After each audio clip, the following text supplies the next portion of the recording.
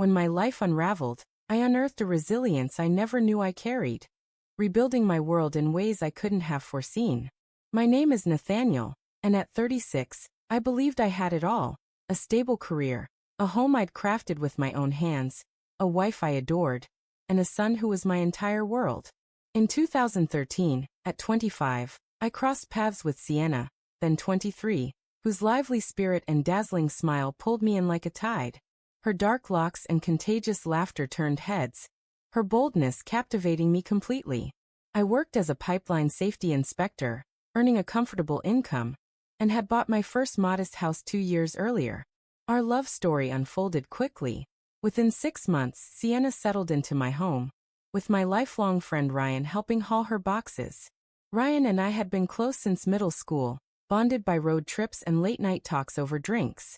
He was the brother I never had, always there, or so I thought. 2 years later, Sienna and I married in a heartfelt ceremony at her parents' vineyard, with Ryan as my best man. His speech about loyalty and enduring friendship now stings like a cruel irony, seared into my memory. Soon after, Sienna pressed to start a family. I hesitated, wanting to solidify our financial foundation, but she argued life couldn't wait. In October 2020, our son Elliot arrived, and fatherhood reshaped me. I adjusted my work schedule, choosing shorter local jobs over high-paying extended contracts to be home more, even if it meant less money. Every second with Elliot, his first words, his small hand gripping mine, his delight when I returned home, made it all worth it. But Sienna began to shift. Her warmth turned to complaints: a faulty dishwasher, Elliot's needs, her mother's judgments. I attributed it to the stresses of new motherhood or postpartum struggles, convincing myself she just needed time to adjust. My older sister, Rebecca, saw things differently. At Elliot's first birthday, when Sienna scolded me publicly for picking the wrong wine for her mother, Rebecca pulled me aside. "When did she start treating you like an employee instead of a partner?" she asked sharply. I brushed it off, insisting Sienna was just stressed, but her words echoed in my mind. Ryan remained a steady presence, fixing pipes, watching games, always around. I thought I was fortunate: a loving wife, a perfect son, a loyal friend. I was mistaken. The truth hit like a tidal wave after a draining 4-day work trip in late 2022. Exhausted from delays and equipment failures, I missed Elliot's preschool dinosaur performance. When I got home, yearning for a shower, Sienna unleashed her anger. She berated me for missing the event, comparing me to a stay-at-home dad from her yoga group. I reminded her my demanding job paid for our house, her car, and Elliot's school. Then in her rage, she revealed a shattering truth: "I only married you because I thought he was yours." The room went still. Elliot glanced up from his toy dinosaurs. My heart turned to stone. "What did you just say?" I asked, my voice cutting like glass. Her eyes widened as she realized her slip, fumbling for excuses, but the truth was out. I tucked Elliot into bed, then drove to Rebecca's, taking leave from work and calling a lawyer the next day.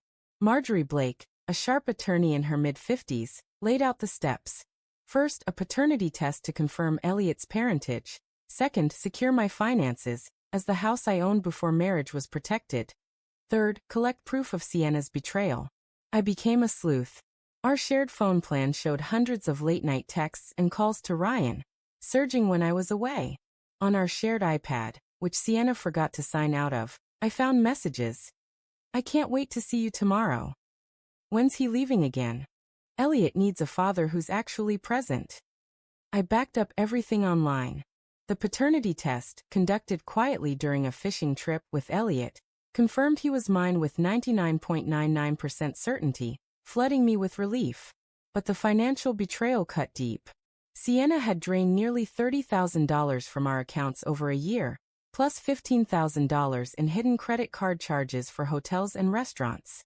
While I worked hazardous jobs, she and Ryan lived extravagantly on my dime. I secured my finances, redirecting my salary to a new account, and leaving just enough in our joint one for essentials. I confronted Ryan first, inviting him to see a boat. When I presented the phone records and texts, his face drained of color. He admitted the affair started before Elliot's birth. "You were my brother for 20 years, I said, voice steady. And you stabbed me in the back every chance you got. He begged, but I walked away. That evening I showed Sienna the evidence, texts, bank records, credit card statements. She sobbed, pleaded, even offered intimacy to sway me. When I slid divorce papers across the table, her tears turned to threats, claiming no judge would give me custody. I smiled, knowing Marjorie had armed me well. In court, her image as the ideal mother collapsed against my proof. My dedication to Elliot, her financial deceit, and her affair with Ryan. The judge granted me primary custody during the week, with Sienna getting alternating weekends. The house stayed mine, and her siphoned funds weakened her settlement. Her shocked expression as the ruling landed was unforgettable. She believed motherhood would secure her win, but truth won out. The weeks after the initial hearing were chaotic. I stayed steady for Elliot, but inside, I was a tempest of rage and betrayal. Sienna tried every tactic, sobs, threats, seduction. 3 nights after receiving the divorce papers, she showed up at my door, disheveled, begging to reconcile. "Don't ruin our family over a mistake," she pleaded. "A mistake?" I replied. 6 years of deception isn't a mistake. Her tears vanished, replaced by a venomous scowl. "You'll pay for this," she spat. I closed the door, my phone capturing the exchange. Ryan tried reaching out, too, sending texts from new numbers and leaving voicemails pleading for forgiveness. Once he appeared at Elliot's preschool, claiming it was a coincidence. I confronted him, warning, "Come near my son again and I'll bury you in lawsuits." He stayed away. Our mutual friends split.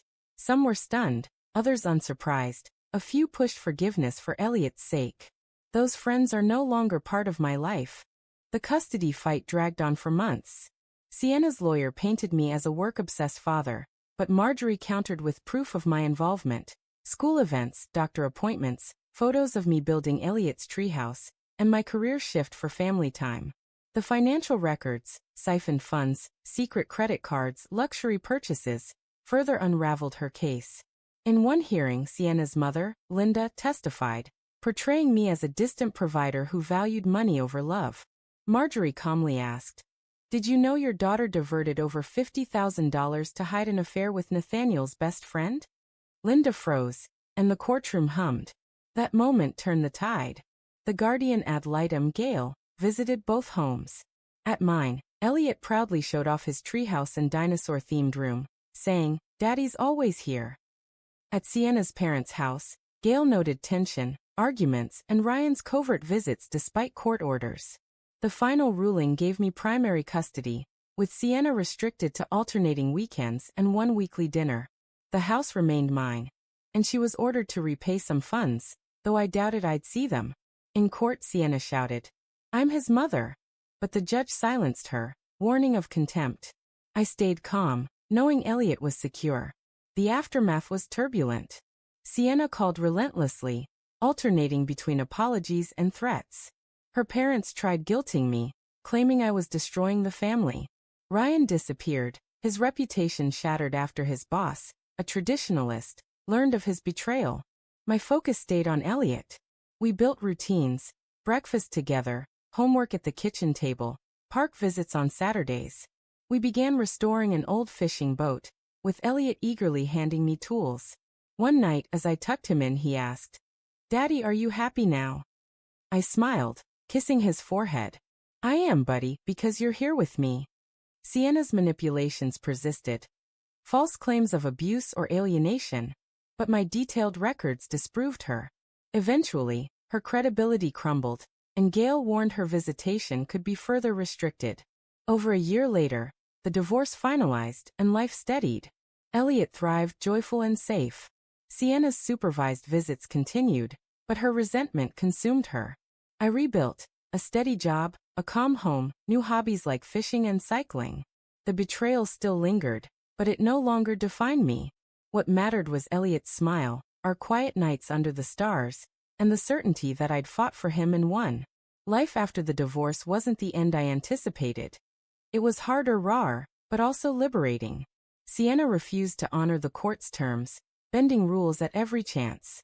She'd appear unannounced, demanding Elliot outside her visitation, or call his school claiming pickup rights. Once I found her in the car line on my day. Read the court order, I said, showing the documents I kept close. You're not taking him. She snapped. You can't control me. But her violations only bolstered my case. I documented everything. Every call, every overstep. Her parents, Linda and Charles, tried intimidation. Charles confronted me after Elliot's t-ball practice, jabbing my chest. You've shamed us, he growled. We have resources you can't fathom. I shrugged him off. I don't fear people who raised a deceiver, I said, mentioning a restraining order. He backed off. Privately, they grew weary of Sienna's chaos. Her debts, her conflicts, her refusal to leave their home. Ryan, too, collapsed under the weight. After losing his job, he scraped by with temp work, and Sienna's demands shattered their relationship. He texted me once, she's ruining me too. I deleted it. The real crisis hit when Sienna kept Elliot past her visitation, ignoring my calls.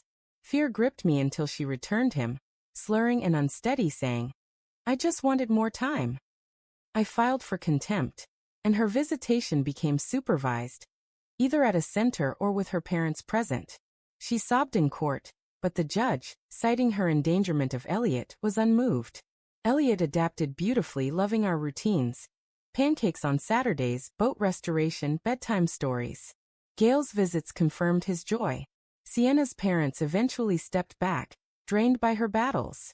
On social media, Sienna played the victim, but court documents silenced her supporters. By late 2023, Elliot and I found our rhythm. Dinners together, Lego projects, calm evenings. Rebecca, watching us one evening, said, You're an incredible dad, Nate. I nodded, finally believing it. I rediscovered old passions, fishing, guitar, cycling, and even ventured into dating, cautiously, always putting Elliot first. Sienna hadn't destroyed me. She'd forged me stronger. I wonder if she lies awake in her parents' house, alone, with limited time with Elliot, regretting her choices. I don't linger on it. I'm the man who walked through fire, holding my son's hand, both of us free, both of us smiling.